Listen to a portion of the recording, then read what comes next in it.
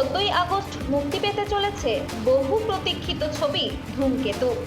টলিউডে জনপ্রিয় জুটি দেব ও শুভশ্রী দীর্ঘ 12 বছর পর আবার বড় পর্দায় ফিরছেন নতুন ছবি ধূমকেতু নিয়ে। মুক্তির আগের দিন দুপুরে টলিউড সুপারস্টার ও সাংসদ দেব উপস্থিত হলেন নৈহাটির বড়মার মন্দিরে নতুন ছবির সাফল্যের জন্য আশীর্বাদ নিতে।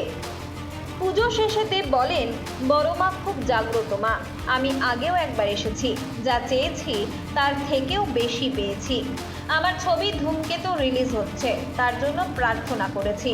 আমার মনে হয় পুরো বাংলা জুড়ে যেভাবে সেলিব্রেশন হচ্ছে দেব শুভশ্রী জুটিকে নিয়ে, ধূমকেতু ছবিটাকে নিয়ে, আমি ঠাকুরের কাছে এবং মায়ের কাছে এটাই বলবো, ধন্যবাদ এত ভালোবাসা ও আশীর্বাদ দেওয়ার জন্য। এই ছবির মাধ্যমে দীর্ঘ 12 বছর পর ফের বড় পর্দায় ফিরছেন দেব শুভশ্রী। 2013 সালের খোকা 420-এর পর এটাই তাদের একসঙ্গে অভিনীত প্রথম ছবি।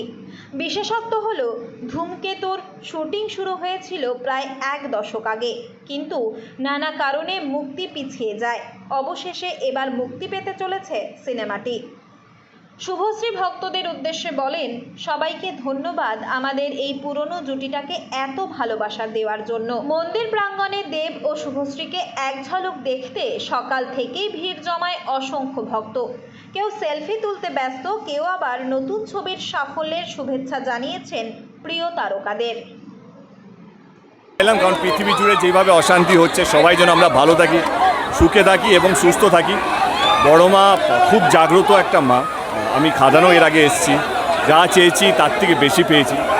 আমার ছবি ধূমকেতু রিলিজ হচ্ছে এবং আমি মায়ের কাছে প্রার্থনা করতে এসেছি যেভাবে মানুষ সাড়া দিয়েছে, যেভাবে হল ভর্তি লোক হচ্ছে, তো মাকে ধন্যবাদ জানাতে এসেছিলাম। আমার মনে হয় কি পুরো বাংলা জুড়ে যেভাবে একটা সেলিব্রেশন হচ্ছে দেব শুভশ্রী জুটিকে নিয়ে, ধূমকেতু ছবিটাকে নিয়ে, তো আমি ঠাকুরের কাছে এটাই বলবো, মাকে এটাই বলবো ধন্যবাদ এতটা ভালোবাসা, এতটা আশীর্বাদ দেওয়ার জন্য। তাই তো নতুন জুটি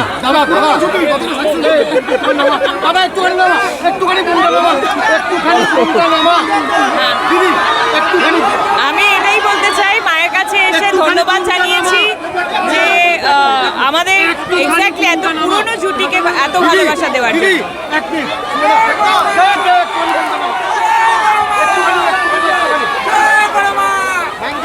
Thank you.